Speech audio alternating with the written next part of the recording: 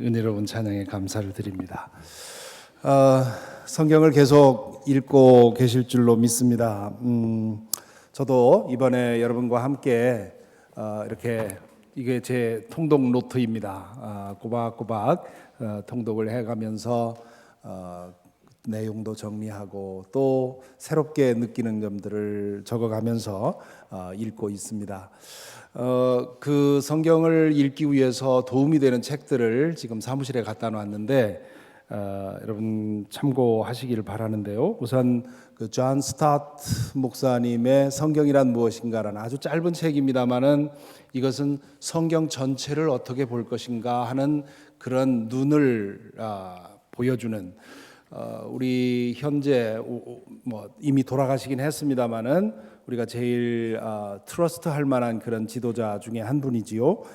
그리고 손에 잡히는 신약 개론, 구약 개론은 성경을 읽을 때 이제 오늘부터 출애굽기를 읽게 되는데 이렇게 성경 하나를 새로 시작할 때 거기에 관한 개요, 그 출애굽기에 대한 안내, 그 각 책에 대한 안내가 되어 있습니다. 그래서 성경을 읽기 전에 한번 길지 않으니까 챕터를 읽으시고 그리고 성경을 읽고 나서 한 번 더 읽으시면 더 도움이 될 겁니다. 그래서 이번에 성경을 그냥 그 읽는 본문만 읽지 말고 성경 전체가 어떻게 되어 있는지를 이런 책을 통해서 도움을 받게 되기를 바랍니다. 지난 주간에 우리는 창세기 12장부터 50장까지 읽었습니다. 지난 주일에 말씀드린 것처럼 1장부터 11장까지는 인류의 원역사를 기록하고 있고 12장부터 50장까지는 이스라엘의 세족장 아브라함, 이삭, 야곱 이야기가 그려져 있고 그리고 후반부로 가면 요셉의 이야기가 그려져 있지요. 천지 창조부터 아브람, 나중에 이제 하나님이 아브라함이라고 이름을 바꿔주시지요. 아브라함의 탄생까지가 이게 얼마만한 시간을 커버하고 있는지 우리는 잘 모릅니다. 시간적으로 말하면 창세기 1장부터 11장까지의 시기는 우리가 상상할 수 없이 긴 시간일 것입니다. 우리 역사 시간의 한 말로 사용을 하자면 아브라함부터가 이제 실제로 역사 시대로 들어가는 것이죠. 오늘 우리가 경험하는 것과 같은 역사가 시작이 됩니다. 그러므로 이 1장부터 11장에 기록된 내용들은 그 어마어마한 시간 동안에 어떤 일이 일어났느냐를 얘기하려는 것이 아니라 우주와 인류가 어떻게 시작되었고 오늘 우리가 왜 이렇게 되었는지에 대해서 생각하게 해주는 그런 이야기라고 할 수 있습니다. 지난주에 저는 창세기 1장부터 11장에 나오는 족보의 성격에 대해서 말씀을 드렸습니다. 이 족보들을 가만히 보면 어떤 흐름이 보이는데요. 즉 하나님의 뜻에 더 가까운 가계가 있고요. 시간이 대가 흐를수록 하나님의 뜻에서 멀어져 가는 가계가 있습니다. 가인의 족보는 가인에게서 시작된 죄가 그의 후손을 거쳐서 얼마나 더 심화되는지를 보여주지요. 반면에 셈의 족보는 하나님의 뜻을 따라 살아간 후손들에게 어떤 일이 일어났는지를 보여줍니다. 그 족보 안에는 하나님과 동행하다가 사라진 에녹이 나오고요. 또 위로자인 노아가 나옵니다. 또한 노아의 축복을 받은 셈의 후손에게서 선민의 조상인 아브라함이 나오지요. 그렇다고 해서 가인은 절대 악이고 셋은 절대 선이다 이런 뜻은 아닙니다. 노아의 두 아들 함과 야벳은 악한 사람들이고 셈은 선한 사람이라는 뜻이 아닙니다. 인간은 어느 정도의 선과 악이 혼재되어 있는 존재들입니다. 어릴 때 동화책이나 우인전기 전집에서 읽은 것처럼 절대 악한 사람과 절대 선한 사람이 섞여 사는 것이 세상이 아닙니다. 어느 정도 선하고 어느 정도 악한 사람들이 섞여 사는 게 우리가 사는 세상입니다. 노아는 그 당대에 의롭고 흠이 없는 사람이었고 하나님과 동행하는 사람이었다. 그렇게 창세기 6장은 기록하고 있습니다. 하지만 노아도 절대 선은 아니었습니다. 홍수가 그치고 새로운 세상이 시작된 후에 그는 포도 농장을 가꾸고 포도를 재배했다고 되어 있지요. 그는 어느 날 포도주에 취해서 벌거벗은 채로 잠에 빠졌고 그 모습을 함이라는 아들이 보게 됩니다. 그는 그 아버지의 수치스러운 모습을 덮어주지 않고 형제들에게 가서 그 사실을 얘기를 하면서 빈정거렸습니다. 다른 두 형제는 아버지의 벗은 모습을 보지 않기 위해서 뒷걸음질 쳐가지고 가서 아버지의 벗은 몸에 옷을 덮어주지요. 얼마 후에 술에서 깨어난 노아는 자초지종을 듣고는 함에게 저주를 퍼붓습니다. 누가 보아도 이 분노는 정당해 보이지 않습니다. 당대에 의롭고 흠이 없는 사람이 어찌 이렇게 분별 없이 분통을 터뜨릴까? 우리는 처음 읽는 사람들은 놀라지 않을 수가 없지요. 인간이란 어느 정도 선하고 어느 정도 악한 존재라는 사실이 이런 것을 통해서 드러나지요. 어느 정도 거룩하고 어느 정도 부정합니다. 노아가 그렇게 말하고 행동한 것은 참 안타까운 일이고 실망스러운 일이지만 그러나 사람이기 때문에 얼마든지 일어날 수 있는 일이지요. 그런 존재이기에 하나님과 어떤 관계를 맺고 어떤 경향을 키워나가느냐가 중요합니다. 가인의 가계는 하나님의 뜻을 벗어나서 악을 키우며 사는 경향으로 흘러갔고요. 반면 셋의 가계는 하나님의 뜻을 추구하며 선을 키우는 방향으로 흘러갔습니다. 그것이 그 당대에는 큰 차이를 만들어내지 않았지만 먼 후손에서는 가인의 후손은 악이 증폭하게 되고 그리고 셋의 후손에서는 하나님이 쓸만한 사람들, 하나님이 선택해서 쓸만한 사람들이 나오게 되었죠. 이 대목에서 우리는 우리 자신을 돌아보아야 합니다. 과연 나는 어떤 가계의 흐름 속에서 태어났는가를 생각해 보시기 바랍니다. 한국 현대사에는 정치 명가가 있고 기업 명가도 있고 또 학자 명가가 있습니다. 가끔 연말이나 연시가 되면 우리나라의 그런 명가들의 이야기가 신문에 나오는 경우도 있지요. 그런 명가들이 어찌 됩니까? 한 세대, 두 세대 지나면서 망가지는 것을 우리는 흔히 보고 있습니다.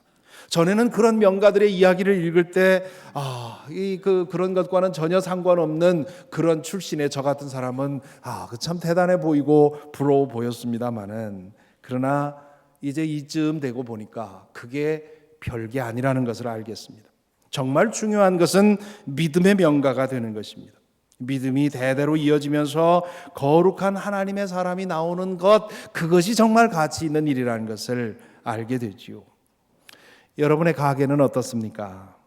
대대로 믿음을 이어온 가계에서, 가문에서 태어나셨습니까? 그렇다면 감사하시기 바랍니다. 그건 참 기가 막힌 축복입니다. 그 믿음의 전통이 여러분을 통해서 여러분의 후손들에게 이어질 수 있도록 최선을 다하시기를 바랍니다. 혹시 이 믿음의 전통이 여러분 대에서 시작이 되었습니까? 그렇다면 여러분이 믿음의 조상이 되셔야 합니다. 여러분의 후손 중에서 에녹 같은 사람들이 나올 수 있도록, 노아 같은 위로자가 나올 수 있도록 하는 것, 그것이 우리가 우리의 후손들을 생각하면서 소망할 일이라고 믿습니다. 아브라함은 이 믿음의 명가에서 태어났습니다. 창세기 12장부터 그의 이야기가 본격적으로 나오지만 실은 11장 마지막에 나오는 셈의 족보로부터 그의 이름이 등장을 합니다. 그의 아버지는 데라라는 사람인데요, 그는 바빌로니아에 있는 우르 지방에서 살았습니다. 지금으로 하면 이라크에 있는 도시인데요, 자세한 내막은 모르지만 데라는 어느 날 가나안으로 가야 되겠다, 그렇게 이주를 마음 먹고는 온 가족을 데리고 가나안 땅으로 가다가 그 중간인 하란이라는 곳에서 자리를 잡고 그곳에 삽니다. 이 하란은 지금 터키 남부에 있는 지역인데요, 그곳에서 살다가 그곳에서 죽게 되지요. 이 하란을 고향으로 삼고 살던 아브라함은 어느 날 하나님의 부름을 받습니다. 그 명령은 아주 특별하지요. 12장 1절에 보면 이렇게 말합니다. 너는 내가 살고 있는 땅과 내가 난 곳과 너의 아버지의 집을 떠나서 내가 보여주는 땅으로 가거라. 하나님은 아브라함에게 지도를 보여주고 여기로 가라 하지 않으셨습니다. 일단 떠나라. 그러면 내가 너를 인도해 가겠다 말씀을 하시지요. 여기서 우리는 믿음에 대해서 아주 중요한 사실을 알게 되는데요. 믿음은 본질적으로 하나님을 믿고 하나님이 인도하시는 것을 믿고 따라가는 것입니다. 하나님의 약속을 몰라도 상관없고 하나님의 계획을 몰라도 상관없고 나에게 로드맵이 주어지지 않아도 상관없습니다. 나는 하나님이 나를 선하게 인도하시라는 이 사실을 믿고 앞으로 나가는 것이지요. 그렇게 한 걸음 한 걸음 나아갈 때 하나님은 당신이 계획한 목적지에 이르게 하십니다. 이렇게 말씀하시고는 계속해서 이렇게 말씀하십니다. 2절부터 3절에 보면 내가 너로 큰 민족이 되게 하고 너에게 복을 주어서 네가 크게 이름을 떨치게 하겠다. 너는 복의 근원이 될 것이다. 너를 축복하는 사람에게는 내가 복을 베풀고 너를 저주하는 사람에게는 내가 저주를 내릴 것이다. 땅에 사는 모든 민족이 너로 말미암아 복을 받을 것이다. 여기서 하나님은 아브라함에게 복을 주겠다고 약속하시지요. 그런데 그것은 아브라함 자신만을 위한 복이 아닙니다. 아브라함에게 주어진 복이 그를 통해서 다른 사람에게 흘러나가게 하려는 것입니다. 최종 목적지는 아브라함이 아니라 세상 모든 사람들입니다. 여기서 너는 아브라함을 가리키기도 하지만 아브라함을 통해서 형성될 이스라엘을 가리킵니다. 그 민족을 통해서 모든 민족을 복되게 하려는 것이 아브라함을 선택한 이유인 것입니다. 이 선택, 일렉션이라고 하는 주제는 이 창세기 12장부터 전면에 드러납니다. 사실 이 주제는 1장부터 11장에서도 저변에 좀 깔려 있는데요. 하나님은 가인의 제사를 거절하시고 아벨의 제사를 선택하십니다. 큰아들 가인이 아니라 둘째 아들 아벨을 선택하시고 또한 셋을 선택합니다. 셋의 자손 중에 에녹을 선택하시고요. 그리고 노아를 택해서 홍수로부터 건져주십니다. 이렇게 선택받은 사람들에게는 그들 나름의 이유가 있었습니다. 하지만 그것이 이유의 전부라고 보면 안 됩니다. 그보다 더 중요한 이유는 하나님의 전권적인 결정이었습니다. 인간이 아무리 선해 보아야 하나님의 결정을 바꿀 수 있는 정도는 못 됩니다. 하나님께서는 우리로서는 알 수 없는 깊은 뜻 가운데서 어떤 사람인가를 선택하는 것이지요. 호렙산에서 모세에게 나타나신 하나님이 이렇게 말씀하십니다. 나는 주다. 은혜를 베풀고 싶은 사람에게 은혜를 베풀고 불쌍히 여기고 싶은 사람을 불쌍히 여긴다. 이것이 진실입니다. 누군가 선택을 받았다면 그것은 전적으로 하나님의 은혜라고 말할 수밖에 없습니다. 우리로서는 선택의 은혜를 받도록 최선을 다해서 살아야 하지만 그러나 그럼에도 불구하고 하나님이 나에게 은혜를 주시지 않았다고 해서 불평할 수가 없습니다. 그분에게 있어서 내가 쌓는 공로라고 하는 것은 너무도 미미한 것이기 때문입니다. 전적으로 하나님의 은혜를 주셨다면, 우리에게 은혜를 주셨다면, 내가 이렇게 잘 살아서, 거룩하게 살아서 하나님이 나에게 은혜를 주셨다, 이렇게 말하면 착각하는 것입니다. 내가 은혜를 입었다면 내가 어떻게 했든지 상관없이 그것은 전적으로 하나님의 은혜인 것이지요. 아마 이번에 성경을 처음 읽으신 분들은 창세기 12장부터 50장까지의 이야기를 읽으면서 적잖이 당황했을 것입니다. 의문이 많이 생겼을 것입니다. 이 선택받은 믿음의 위인들이 때로는 형편없는 실수와 잘못을 범하기 때문입니다. 지난주 어느 교우께서 그러시더군요. 이 성경을, 이 창세기를 읽으면서 이 출생의 비밀과 기억 상실증이 등장하지 않는다는 것을 제외하고는 한국의 막장 드라마와 별로 다를 게 없습니다. 공감되는 얘기 아닙니까? 2번씩이나 아내를 누이라고 속여서 목숨을 부지하려는 아브라함도 그렇고, 형과 아버지를 속여서 장자의 축복을 훔치는 야곱도 그렇고, 큰아들과 작은아들을 갈라서 편애하면서 서로 싸움하는 이삭과 리브가도 그렇습니다. 유다와 다말의 이야기는 통속소설에서도 보기 어려운 그런 이야기입니다. 유다와 다말의 아들은 유다의 아들도 아니고 손주도 아니지요. 아니, 유다의 아들이기도 하고 손주이기도 합니다. 무슨 말인지 모르는 분들이 계신데요. 이제 오늘부터 출애굽기 읽으시기 바랍니다. 다음 주 설교를 따라오시려면. 이렇게 수치스러운 일이 어디 있고 이런 콩가루 집안이 어디 있습니까? 그런데 그 유다와 다말 사이에서 태어난 베레스가 마태복음 1장에 예수님의 족보에 기록되어 있다는 거 아십니까? 자기 동생을 죽이고 싶을 정도로, 그렇게 느낄 정도로 요셉의 형제들에게 시기심을 불어넣을 만큼 야곱은 요셉을 또 편애하지 않았습니까? 남편의 사랑을 두고 신경전을 벌이는 레아와 라헬은 또 어떻습니까? 이런 이야기들을 읽으면서 우리는 두 가지를 생각해야 됩니다. 첫째는 성경이 매우 정직하다는 말이죠. 믿음의 조상들이라고 해서 미화하지 않습니다. 기록하기에 민망스러울 만큼 수치스러운, 유다는요 지금 유대인들의 그 시조입니다. 김해김 씨의 시조가 김수로 왕이듯이 지금 자신을 유대인이라고 생각하는 사람들의 시조가 유다거든요. 자신의 시조의 이야기, 그 수치스러운 이야기를 있는 그대로 적어놓은 것이지요. 성경은 이렇게 정직합니다. 그러므로 뒤집어 보면 성경의 이야기들에 대한 신뢰가 더 강해지지요. 둘째로 하나님에 의해 선택된 사람들이 대단한 사람들이 아니었다고 하는 것을 확인하게 되지요. 얼른 보면 이건 참 충격스럽고 그리고 실망스러운 일입니다.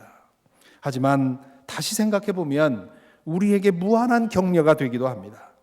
하나님에게 선택받는다는 것은 대단한 장점이나 능력이 있기 때문이 아니라고 하는 것이 우리에게 얼마나 격려가 됩니까? 물론 자신의 능력만을 믿고 승승장구해 오신 분들은 혹시 실망이 될지 모르지만 부족하고 허점 많은 자신에 대해서 늘 부족함을 느끼는 사람이라면 나와 같은 사람들이 선택받았다고 하는 사실에 위로와 희망을 느끼는 것이지요. 사실 하나님에 의해 선택된 사람들은 인간적인 면에서 보면 선택받지 않은 사람보다 더 연약하고 부족하고 더 불리한 입장에 있는 사람들인 경우가 많습니다. 성경 전체에서도 그렇지만 창세기에서 자주 발생하는 일 중에 한 가지가 뭐냐 하면 첫째 아들이 아니라 둘째 아들이 자주 선택받습니다. 가인이 아니라 아벨이 선택받고요. 에서가 아니라 야곱이 선택받지요. 요셉의 큰아들 므낫세가 아니라 둘째 아들 에브라임이 선택을 받습니다. 저 같은 둘째 아들에게는 이런 이야기가 굉장히 희망이 용기가 됩니다.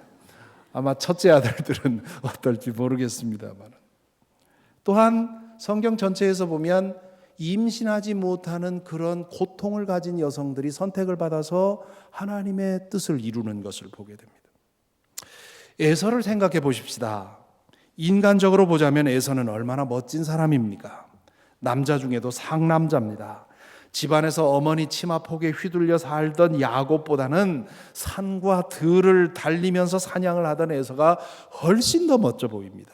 그는 시시하게 장자권 같은 것에 목매고 살지 않았습니다. 그 대범함이 결국 하나님이 그에게 주신 축복을 소홀하게 여기는 잘못까지 갔지만, 그러나 인간적으로는 매력 있어 보이지요.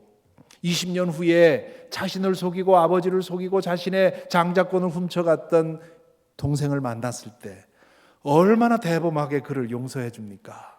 얼마나 멋집니까? 그런데 하나님은 야곱을 택하셨다는 겁니다. 하나님은 또한 언니 레아가 아니라 라헬을 선택을 하시지요. 라헬은 성경에 보면 언니 레아보다 훨씬 예뻤고 몸매도 좋았다, 그렇게 얘기를 합니다. 그거 생각하면 라헬이 더 강자인 것 같지요. 그런데 라헬에게는 당시의 기준으로는 여성으로서는 가장 치명적인 약점을 가지고 있었습니다. 남편 손만 잡아도 아이를 임신하고 순풍순풍 잘 아이를 낳던 언니 레아와는 달리 라헬에는 아기가 들어설지 않았습니다. 한참 지나고 나서야 하나님은 그의 간구를 들어주셔서 가까스로 요셉을 낳지요.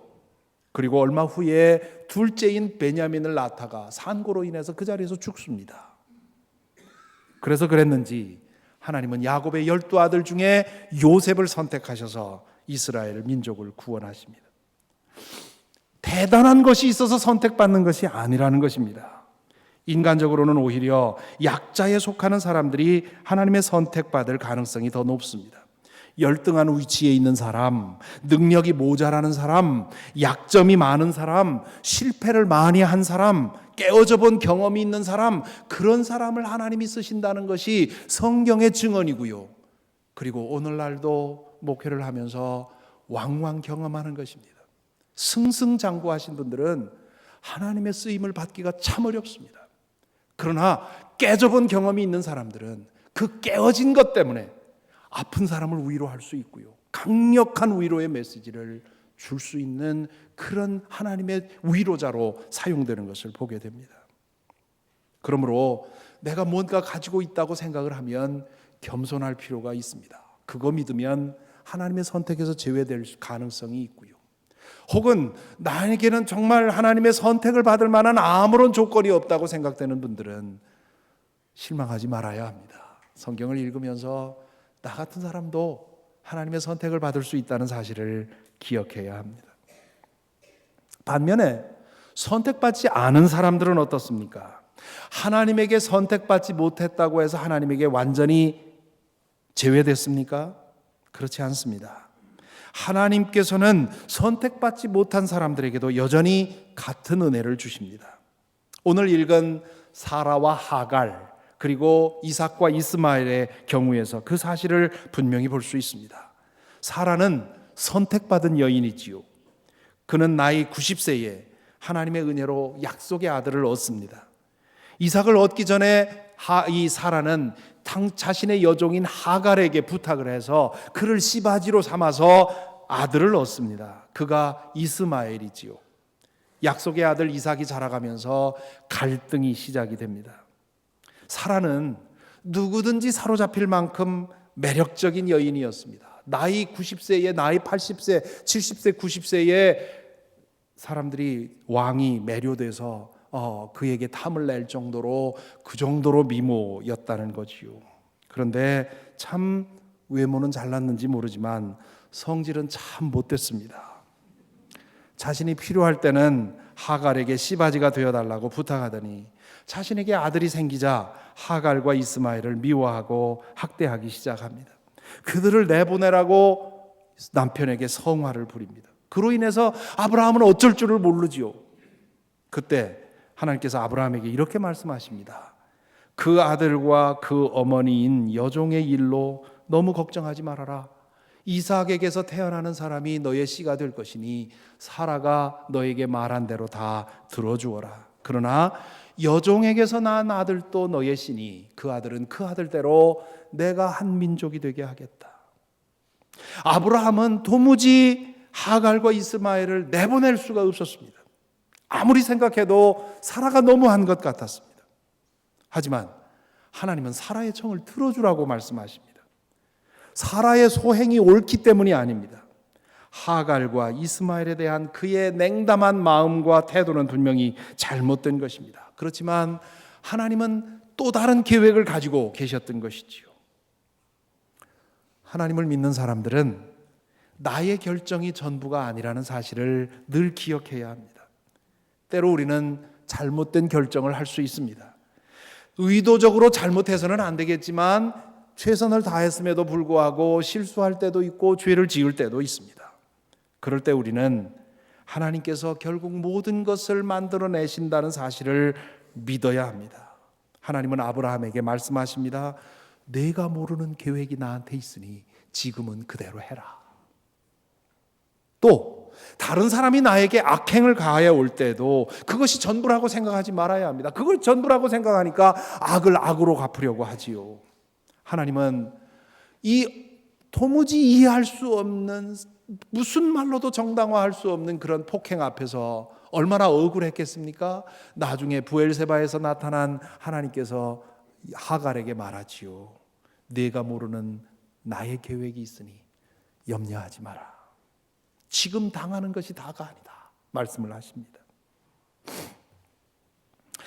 이 대목에서 이렇게 묻고 싶은 분이 계실지 모르겠습니다. 그렇다면 하나님의 선택을 받은 사람의 혜택이 뭡니까? 왜 하나님의 선택을 받는 게 좋습니까? 선택을 받음으로 인해서 선택받지 못한 사람보다 더 많이 누리는 것이 결코 아닙니다.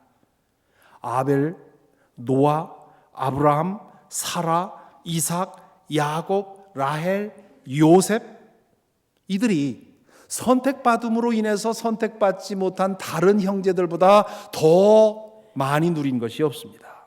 오히려 선택받음으로 인해서 그들은 선택받지 않은 사람들보다 더 많은 고난을 당해야 했습니다. 아벨은 선택받음으로 인해서 하나님의 형에게 죽음을 당했지요. 노아는 선택받음으로 인해서 수십 년 동안 조롱과 멸시 가운데서 방주를 짓는 고통을 겪어야 했습니다.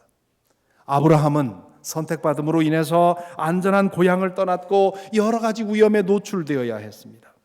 이삭은 선택받음으로 인해서 아버지 손에 죽임을 당할 뻔했지요. 유대교 랍비들은 이 사건으로 인해서 이삭이 이 심신쇠약증에 걸렸을 것이라고 추측을 합니다. 그래서 그런지 이 창세기에 보면 이삭의 이야기가 아주 적습니다. 야곱은 어떻습니까? 20년 동안 원치 않는 이민 생활을 해야 했고 외삼촌에게 14년 동안 착취를 당했습니다. 형으로부터 보호를 받기 위해서 야복강에서 밤새워 씨름하다가 환도뼈가 위골이 되어서 그 이후에 장애인으로 살아야 했습니다. 고향으로 돌아와서는 많은 자식들로 인해서 여러 가지 어려움을 당하지요. 요셉은 어떻습니까? 선택받음으로 인해서 형들에게 미움을 받고 종으로 팔려가고 그리고 나중에는 강간 미수범이 되어서 감옥에 갇히지 않습니까? 선택받는다는 것은 특권을 누린다는 뜻이 아닙니다. 특별한 부름을 받는다는 뜻이고 책임을 진다는 뜻입니다. 그 부름과 책임을 이루기 위해서 원치 않는 고생과 희생을 감수해야 합니다. 그 고난과 희생을 통해서 마침내 복을 받습니다만 그 복조차도 그 사람만을 위한 것이 아니라 그를 통해서 다른 사람들에게 흘러나가야 하는 것입니다. 하나님이 나를 선택했다면 그 선택은 나만을 위한 것이 아니라 더 많은 사람들을 위한 것이라는 것을 여기서 알게 됩니다. 이 대목에서 이렇게 말할 분이 계실지 모르겠습니다. 그런 선택이라면 난 사양하겠습니다. 난 그저 선택받지 않은 사람으로 그저 나 혼자 복되게 사는 것으로 만족하겠습니다. 실제로 그렇게 생각하는 분들이 많이 계십니다. 이렇게 말하는 이유는 우리를 선택하시는 분이 누구인지 제대로 알지 못해서 그럴 가능성이 큽니다. 그분이 어떤 분이신지를 안다면 그분에게 선택받고 부름받고 고생스럽지만 그분의 일을 한다는 것이 얼마나 기가 막힌 영예인지를 기억해야 합니다. 어느 날 담임 선생님이 방에 오셔서 교실에 오셔서 나를 부르셔서 교무실로 데려가서 당신에게 아주 귀중한 일을 맡겨주실 때 내가 그 일이 비록 힘든 일이라 하더라도 담임 목사님인데 담임 선생님이 나를 믿어주셨다는 것 때문에 마음이 기쁘지 않습니까? 뿐만 아니라 내가 고난을 당함으로 다른 사람이 유익을 얻을 때 우리는 그것이 얼마나 우리 자신을 복되게 하는 것인지 압니다. 참된 복을 위해서는 우리가 고난을 피할 것이 아니라 고난을 찾아 감당해야 합니다. 그 고난, 내가 당하는 고난을 통해서 누군가가 주님을 알게 되고 주님 안에서 자라는 것을 보게 되면 그것처럼 복과 감사한 일이 없습니다. 사랑하는 성도 여러분, 그래서 여러분에게 여쭙니다. 여러분은 선택받은 분들입니까? 아니면 하나님의 선택에서 나는 제외되었다고 생각하십니까? 대답이 어떻습니까? 여러분이 진실로 예수 그리스도를 주님으로 영접하고 그분 안에 머물러 살고 있다면 여러분은 모두 선택받은 사람들입니다. 믿습니까? 아직도 잘 안 믿어지시지요? 교회는 옛 이스라엘이 실패함으로 인해 하나님께서 다시 세우신 새 이스라엘입니다. 예수 그리스도를 믿는 저와 여러분들은 새 이스라엘의 백성들입니다. 새로운 선민입니다. 선택받은 백성입니다. 그래서 우리는 구약 성경을 읽는 것입니다. 옛 계약 백성인 옛 선민인 이스라엘에게 주신 말씀을 통해서 오늘 우리에게 주시는 하나님의 뜻이 무엇인지를 찾기 위해서 우리는 구약 성경을 읽는 것입니다. 혈통으로 우리는 이방인 선택에서 벗어난 사람들이었지만 믿음으로써 우리는 선민이 된 것입니다. 그러므로 다시 여쭙겠습니다. 여러분은 선택받은 사람입니까? 이 질문에 아무 의심 없이 아멘이라고 대답할 수 있기를 바랍니다. 아직도 모르시겠다면, 그렇다면 내가 예수 그리스도와 진정한 인격적인 관계를 맺고 있는지를 돌아볼 필요가 있습니다. 예수 그리스도를 진실로 주님이라고 고백하고 그렇게 믿는 사람이라면 내 공로는 없으나 나를 선택하셨다고 하는 은혜를 믿어야 합니다. 혹시 이렇게 말할 분이 계실지도 모르겠습니다. 아니요, 선택은 내가 한 거지요. 내가 예수 믿기로 선택한 거지 내가 선택을 받은 게 아닙니다. 이렇게 말할 분이 계시다면 주님의 말씀을 들어보시기 바랍니다. 너희가 나를 택한 것이 아니라 내가 너희를 택하여 세운 것이다. 그것은 너희가 가서 열매를 맺어 그 열매가 언제나 남아있게 하려는 것이다.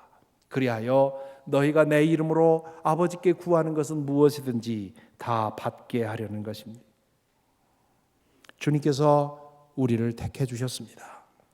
우리만을 편애하기 때문이 아니라, 우리에게 무슨 장점이 있기 때문이 아니라 다른 사람들을 구원하려는 방편으로 우리를 먼저 부르셨습니다. 내가 선택한 것 같지만 내가 선택하기 이전에 내 마음을 성령께서 움직여 주셔서 그분 앞에 오게 하신 것입니다. 그러므로 우리는 택함을 받았다고 하는 특권이 아니라 우리를 선택하신 하나님의 뜻이 무엇인지를 생각을 해야 합니다. 하나님께서 아브라함을 왜 택하셨습니까? 복의 근원이 되라고 하셨습니다. 주님께서 내가 너희를 선택했으니 어떻게 하라 합니까? 열매를 맺으라고 합니다. 하나님에게서 우리에게 흘러 들어온 복이 우리를 통해서 이웃에게로 흘러 나가게 하려는 것입니다. 우리가 이웃에게 전해줄 가장 귀한 복은 복음입니다. 또한 교회 안에서 서로를 섬기고 돌보아 복음 안에서 자라도록 하는 것, 이것이 우리가 맺을 열매요, 우리가 복의 근원이 되는 일입니다. 모든 열매는 보이지 않는 수고와 희생을 필요로 합니다. 책임을 맡는다는 것은 짐을 맡는다는 뜻이고 고생을 떠안는다는 뜻입니다. 복음을 전하는 것, 또한 복음 안에서 자라도록 다른 성도들을 섬기는 것, 또한 내가 선자리에서 내 직장과 내 가정에서 선하고 의롭고 거룩하게 사는 것, 이것은 때로 손해를, 때로는 미움을, 때로는 따돌림을, 때로는 박해를 받게 만듭니다. 하지만 우리는 우리를 부르신 분이 누구이고 우리가 당하는 이 일을 통해서 어떤 일이 일어나는지를 생각한다면 우리는 기꺼이 그 고난을 감당하게 될 것입니다. 오늘은 우리 교회에 여러 가지 일을 맡아서 섬기는 일꾼들을 다시 헌신을 다시 다짐하는 그런 날이고요. 또 청지기로서 우리 모두의 책임을 다시 한번 생각하는 청지기 주일입니다. 임원이 된다고 하는 것은 교인들 위에 군림하는 것이 아니라 더 낮아져서 섬기는 것입니다. 우리 교회 안에 수많은 그런 구석구석에서 수많은 일들을 감당하시는 모든 성도님들에게 감사를 드립니다. 오늘 여러분 주보에 넣어드린 워싱턴 한인교회 자원사역 요람을 보십니다. 여기에 보면 우리 교회 안에서 혹은 밖에서 이루어지는 일들이 얼마나 많은지 여러분 보시지 않습니까? 여기 그 팀마다 여러분들이 들어오셔서 매 주일마다 이 일을 감당하고 계십니다.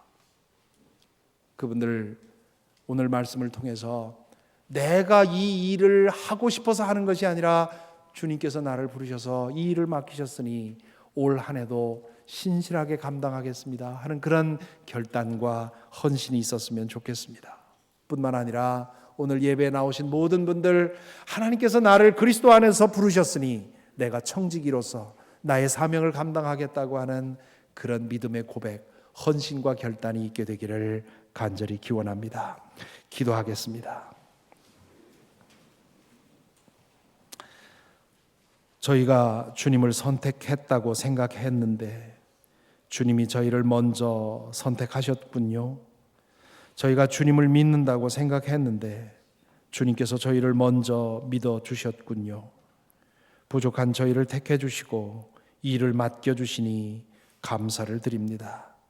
이제 저희를 드립니다. 시간을 드리고 물질을 드리고 생명을 드립니다. 받으셔서 주님의 뜻을 위하여 사용하여 주옵소서. 예수 그리스도 이름으로 기도하옵나이다. 아멘.